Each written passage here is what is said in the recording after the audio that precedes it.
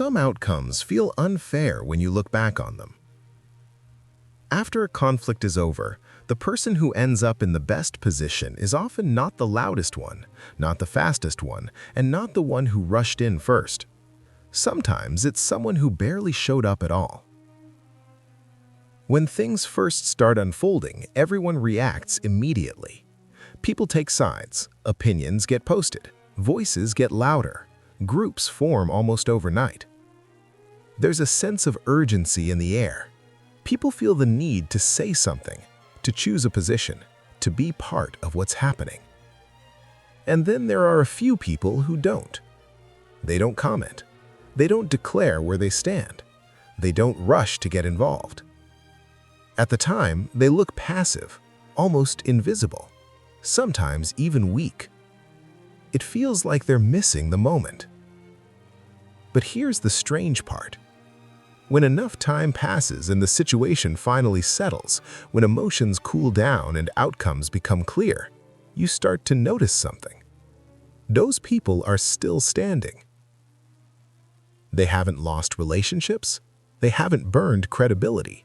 They haven't been locked into a decision made under pressure. In fact, they often have more options than anyone else. Meanwhile, many of the people who jumped in early paid a price, regardless of which side they chose. Some exhausted their influence, some damaged trust, some tied themselves to outcomes that never stabilized.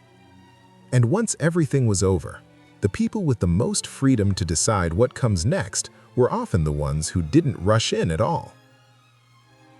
That's the part that feels uncomfortable, because most of us grow up believing the opposite, that when something important happens, you act, that opportunities reward speed, that staying quiet means missing out. But reality keeps telling a different story. You see it in companies, you see it across industries, you see it in public debates and social movements. When conflict first appears, everything feels urgent. The noise is loud, positions seem clear. Everyone feels like now is the moment that matters. But the forces that actually shape the outcome rarely operate at that stage. Only later, when things slow down, do you realize that some forms of non-involvement weren't hesitation at all. They were patience. What makes this even harder to understand is that the urge to get involved doesn't come from bad intentions. Most people don't jump into conflicts because they want chaos. They do it because, in the moment, involvement feels responsible. When something breaks, when tension rises, doing nothing feels wrong. Silence feels like avoidance. Waiting feels like hesitation, and hesitation gets confused with weakness. So people step in, not because they're certain, but because uncertainty is uncomfortable. There's a quiet pressure that appears as soon as a conflict becomes visible. It's not always spoken, but it's there. You feel it when people ask, "So where do you stand? What do you think about this? Are you in or out?" Even if no one asks directly, you still feel like an answer is expected. And once that expectation exists, not responding feels like a decision in itself.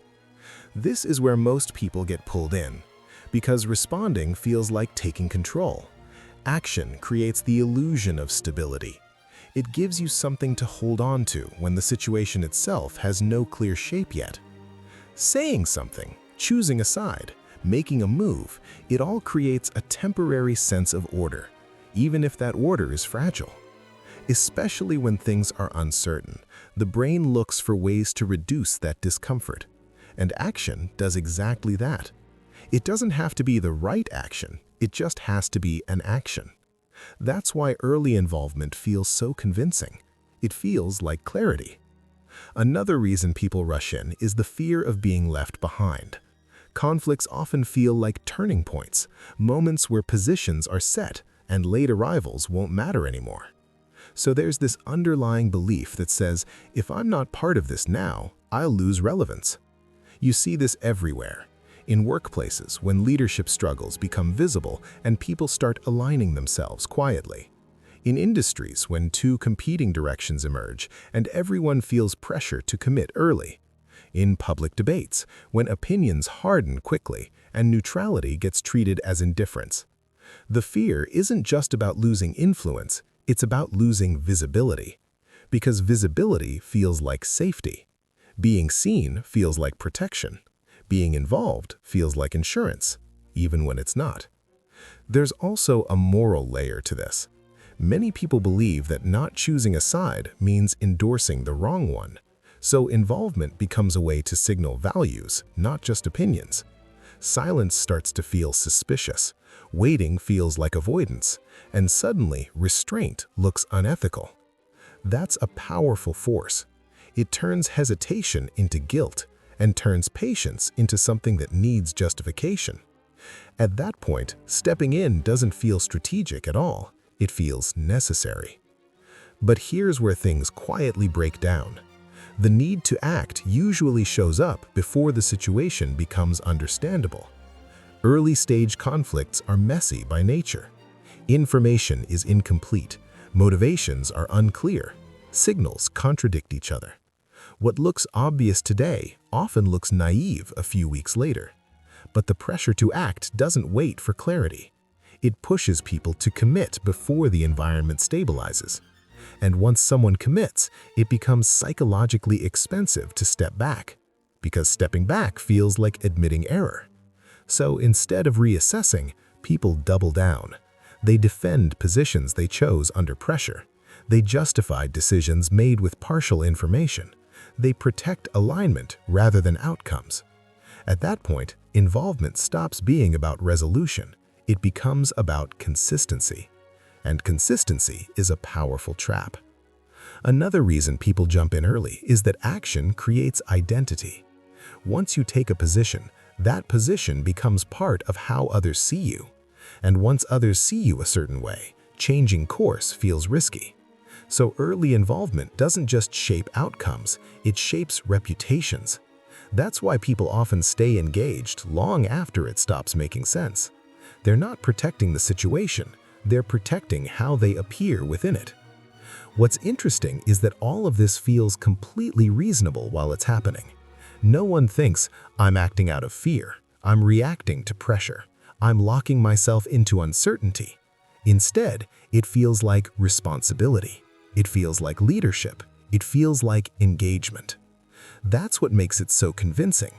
But the emotional reward of acting early hides the structural cost. Because while involvement feels stabilizing at the individual level, it often increases instability at the system level. More voices add noise. More positions harden lines.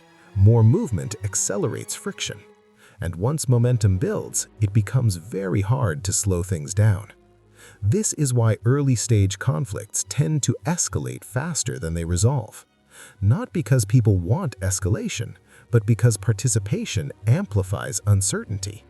Each new action reacts to an incomplete picture, which then changes the picture again, and the cycle continues. What gets lost in all of this is the difference between engagement and impact. Being involved doesn't mean being effective. Responding doesn't mean shaping outcomes, and acting early doesn't mean acting wisely. But from the inside, all of those distinctions are almost impossible to feel, because the relief that comes from acting arrives immediately. The consequences arrive later. That timing gap is what traps most people. They mistake emotional relief for progress and movement for direction. So when you look back and wonder why some people rushed in while others stayed back, it's rarely about intelligence or courage. It's about tolerance for uncertainty. Some people need resolution quickly. Others can sit with ambiguity longer. And in unstable situations, that difference matters more than it seems. What's missing from most conversations about conflict is that people are rarely reacting to each other directly. They're reacting to the system the conflict creates. Once tension appears, the environment changes. The rules that usually guide behavior stop working the same way. And this is where things become hard to see from the inside. Because when you're part of a situation, it feels personal. It feels emotional. It feels like people making choices. But from a distance, what's actually happening is structural. Conflicts don't just involve people, they generate systems. Temporary ones, unstable ones, but systems nonetheless. As soon as opposing forces emerge, information starts behaving differently. Signals get distorted. Intentions become harder to read. Messages travel faster than understanding. What matters is no longer accuracy, but speed. And speed rewards reaction, not reflection. In these moments, the system begins to favor movement over meaning. That's why early-stage conflicts feel chaotic, not because there's no structure, but because the structure hasn't settled yet. Think about what instability really means. It doesn't mean randomness, it means sensitivity. Small actions produce outsized effects. Minor decisions trigger major consequences. In stable environments, systems absorb mistakes. In unstable ones, they amplify them. That amplification is what makes early involvement so risky. Because when you enter a system that hasn't stabilized, you don't just add your action, you become part of the feedback loop. Every move you make changes the environment, which then changes how others respond, which then reshapes the situation again. At that point, cause and effect blur together. You can't clearly tell whether you're responding to the situation or helping create it. This is why early participation often feels confusing in hindsight. People look back and say, "I didn't expect things to turn out this way." But the system never promised predictability. It was never settled enough to support it. Another important shift happens during conflict. Control becomes decentralized. In calm conditions, decisions usually follow clear lines. Authority matters, processes matter, roles matter. But conflict disrupts those channels. Suddenly, influence spreads outward, informal power grows, narratives start shaping outcomes faster than decisions do. At that stage, no single participant truly controls the direction of events. Everyone is reacting to momentum. And momentum, once it builds, doesn't respond well to individual intention. This is where many people miscalculate. They assume that by stepping in early, they can steer the situation. But steering only works when the system recognizes direction. In unstable systems, there is no clear direction to steer toward yet. There's only motion. Trying to influence motion without structure often increases volatility.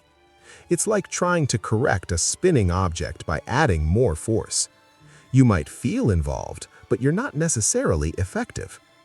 Another feature of unstable systems is that they consume participants. Energy, attention, reputation, credibility all get pulled into the process. Because the system needs fuel to sustain conflict, and participation provides it. This is why conflicts often escalate as more people get involved. Not because people want escalation, but because the system feeds on engagement. Every response validates the conflict's importance. Every position taken reinforces its relevance. Over time, the system becomes more about itself than about the original issue. That's when outcomes drift away from intentions. What started as a disagreement turns into a struggle for positioning. What began as a problem to solve becomes a dynamic to survive. At that stage, entering the system late is very different from entering it early. Early on, the structure is fragile. Late in the process, the structure becomes visible. Patterns emerge, constraints appear, limits reveal themselves. Only then can actions be evaluated against something stable. Before that, actions float. This distinction is easy to miss because from the inside, everything feels equally urgent. But urgency doesn't mean clarity. It means pressure. Pressure compresses decision-making. It narrows perspective. It rewards immediacy. That's why systems under pressure are hostile to newcomers. Not because they're closed, but because they're unfinished. They can't integrate new inputs properly. Any additional force just adds distortion. This is the part that contradicts intuition. We tend to believe that involvement creates understanding. that by being inside the situation, we'll see things more clearly. But in unstable systems, distance often provides better visibility, because distance reduces signal noise. It allows patterns to form before conclusions are drawn. That doesn't mean distance guarantees insight. It means proximity often guarantees distortion, especially early on. Another important shift during conflict is that outcomes stop depending on individual skill. They depend on alignment with system timing. Someone can make a technically sound decision and still suffer consequences if the system isn't ready to support it. Someone else can make a mediocre move at the right moment and benefit disproportionately. This is why conflicts feel unfair after the fact. People assume outcomes reflect merit, but in unstable systems, outcomes often reflect timing. Not talent, not intention, timing. And timing only becomes visible after the system settles. This is also why early commitments are so costly. When you commit early, you bind yourself to a structure that hasn't finished forming. You lock into assumptions that may not survive the process. Later, when the structure shifts, you shift with it, whether you want to or not.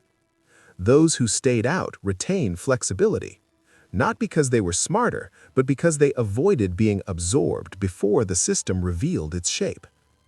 It's important to clarify something here. This isn't about passivity, it isn't about indifference, and it isn't about avoiding responsibility. It's about recognizing when the environment itself is not yet capable of producing stable outcomes. Engaging too early in such conditions doesn't accelerate resolution, it delays it.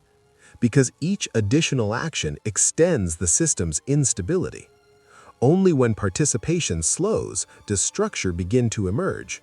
Only when reactions pause can direction appear. That's the paradox. The very thing that feels like progress, constant engagement, often prevents the system from settling into something workable. And until it settles, no action truly lands.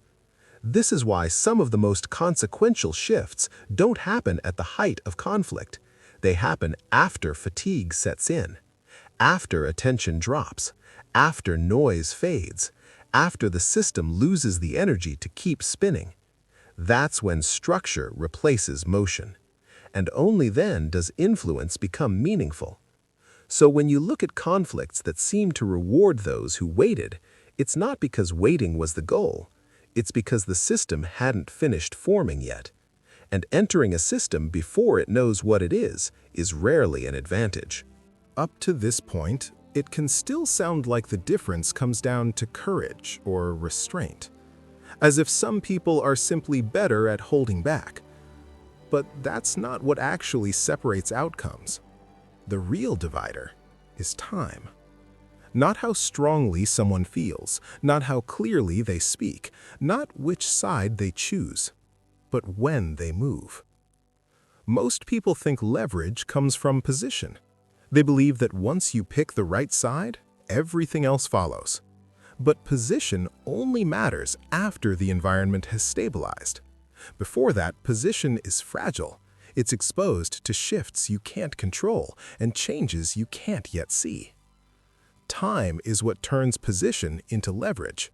Until then, a position is just a bet. What time does, quietly and relentlessly, is reshape the structure everyone is operating within. Conflicts don't just resolve, they evolve. As time passes, resources get depleted, attention shifts, energy fades. People get tired of reacting. And when that happens, the system starts changing its behavior. Early on, the system rewards intensity, volume, speed. Later, it rewards clarity. Constraints become visible, limits show themselves. What once felt open suddenly narrows.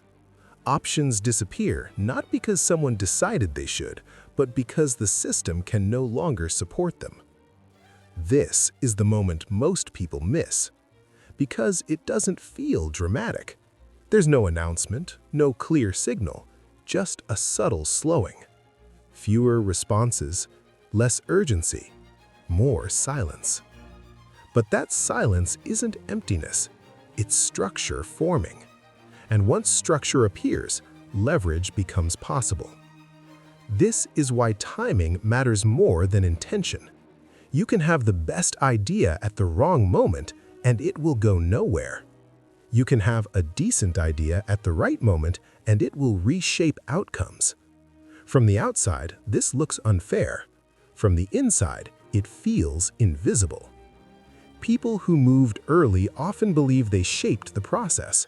But when you trace outcomes carefully, you see that many decisive moves only worked because the system was ready to receive them, not because they were brilliant. Time prepared the ground.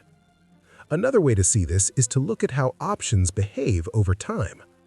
Early in a conflict, options feel endless. Everything seems possible. Every path feels open. That sense of openness is deceptive. It's not freedom. It's instability. As time passes, options collapse. Some become unviable, others lose support, a few harden into reality. When that happens, decision-making changes. Moves that once felt risky start to feel obvious. Actions that would have triggered backlash earlier now pass quietly, not because opinions changed, but because the system's tolerance shifted. This is where leverage lives, not in pushing harder, but in acting when resistance has already weakened. Most people never experience this difference consciously. They assume outcomes are driven by conviction. But conviction doesn't move systems. Alignment does. And alignment is temporal. It only exists at certain moments. This is why early involvement so often backfires. Not because it's wrong in principle, but because it arrives before alignment is possible. You're pushing against a structure that hasn't decided what it will allow yet, so the force goes nowhere. Or worse, it rebounds. By contrast, late-stage action often looks effortless. From the outside, it seems smooth, even lucky. But that smoothness isn't luck. It's timing. The system has already done the work. It has exhausted alternatives. It has filtered noise. It has narrowed outcomes. At that point, action doesn't create change. It confirms it. This is also why some people appear decisive without appearing aggressive. They're not pushing. They're stepping into space that already exists. Another important shift happens over time. Risk redistributes. Early in conflict, risk is personal. Your reputation, your relationships, your credibility. Later, risk becomes structural. Once outcomes narrow, the cost of being wrong drops. There's less room to fail dramatically. The system has absorbed most of the volatility. This changes behavior. People who were loud early often grow cautious later. People who were quiet early suddenly gain influence, not because they changed, but because the environment did. This is where the illusion of bravery flips. Early action feels brave because uncertainty is high. Later action looks safe because uncertainty has already been reduced. But that safety is exactly what gives late action its power. It carries less downside and more certainty. And certainty compounds. Another subtle effect of time is how it clarifies incentives. Early on, motivations are mixed. People act for attention, for signaling, for protection. As time passes, those motivations thin out. Only incentives tied to outcomes remain. When that happens, behavior becomes easier to predict. And predictability is a form of leverage. Because once behavior stabilizes, intervention becomes precise. You're no longer guessing how the system might react. You're responding to how it already does. This is the difference between noise and signal. Early phases are noise-heavy. Late phases are signal-rich. Trying to act decisively in noise feels energetic, but achieves little. Acting in signal feels subtle, but carries weight. Most people mistake speed for effectiveness because speed feels productive. Time exposes whether that productivity was real. This also explains why advice given during conflict often ages poorly. What sounds wise in the moment can sound naive weeks later. Not because the advice was foolish, but because it ignored timing. It assumed stability where none existed. The hardest part about understanding time as leverage is that it doesn't feel like leverage. There's no rush, no adrenaline.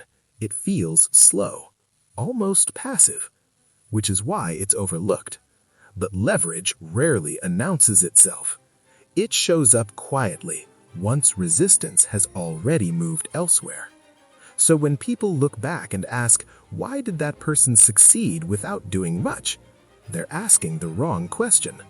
The better question is, when did they move? And often the answer is, after the system had already made its decision. Not consciously, not officially, but structurally. This doesn't mean outcomes are predetermined. It means that windows open and close. And action only matters when it lands inside the window. Outside of it, action is just motion. Inside it, even small moves reshape everything. This is the uncomfortable truth. Timing doesn't reward effort equally. It rewards alignment. And alignment is invisible until it's already there. So when you see someone gain advantage without appearing to fight for it, it's rarely because they avoided effort. It's because they acted when effort finally had somewhere to go. Consider what happens inside a company when a serious internal conflict starts to surface. At first, it rarely looks dramatic. There's a disagreement at the leadership level, a strategic decision that doesn't land well, two directions that can't both be right. Most people don't see the full picture. They only sense that something is off. Then, signals start leaking out. Meetings feel tense, decisions get delayed, side conversations multiply. And very quickly, people start paying attention to who is aligning with whom. This is when involvement begins to spread. Some employees speak up early. They offer opinions, they take visible stances, not necessarily because they're confident, but because uncertainty feels risky. Being silent feels like being unprepared, so they align. They echo certain views, they show support in meetings, they make it clear, subtly or not, where they stand. At this stage, it feels like participation, like engagement. But structurally, what's happening is something else. The organization hasn't decided anything yet. The conflict is still unresolved, authority is fragmented, outcomes are unclear. So, early alignment doesn't create influence, it creates exposure. Every visible stance becomes a commitment to a future that doesn't exist yet. And once that commitment is visible, it starts shaping how others respond. Managers remember it, colleagues associate you with it. Your flexibility quietly shrinks. Meanwhile, there are others who stay quiet. Not disengaged, not indifferent, just quiet. They listen more than they speak. They attend meetings but don't rush to define themselves. They avoid public alignment. At first, they don't stand out.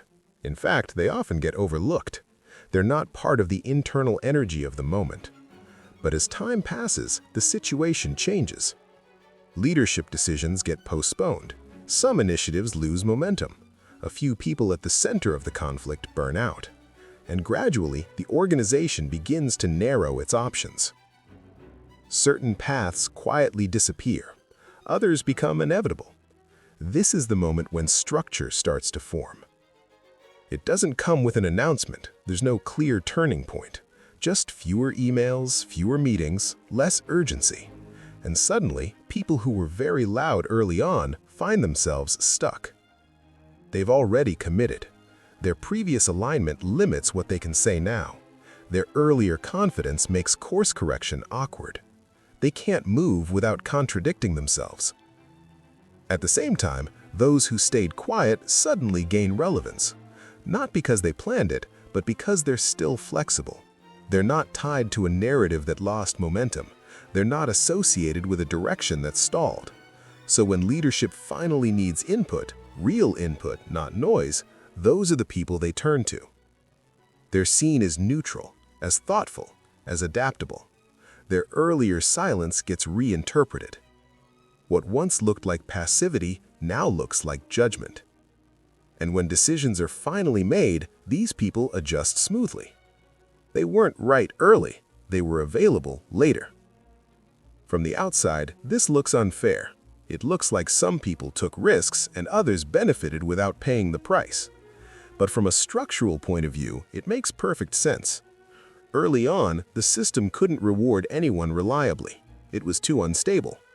Later, once the organization narrowed its path, it could. And those who hadn't already locked themselves in were the easiest to integrate. This same pattern shows up outside of companies too, in industries going through transitions, in public debates that stretch over months, in technology shifts where no one knows which approach will win. Early advocates often burn bright and then fade. Late movers look calm, even strategic. But what really changed wasn't the people, it was the system around them. Time reduced noise, time filtered options, time created structure. And once structure appeared, action finally had weight. That's the part that's easy to miss when you're living through it. Because while things are unfolding, everything feels urgent. Everyone feels like now is the moment. But later, when you look back, you realize that the moment didn't exist yet. It had to be created. And it was created by time, not by force. So when you think back on conflicts that seemed to reward people who stayed out of the spotlight, it's worth pausing before calling it luck. In many cases, nothing decisive happened at the height of the noise. What mattered happened later, when the system had already lost the energy to keep spinning. By then, most options were gone. Most positions were fixed. What remained wasn't urgency, but shape. And only once that shape existed did action begin to mean something. That's the part that's easy to miss while you're inside it. Because when everything feels important, almost nothing is. The system hasn't finished breaking yet, and until it does, movement is just motion.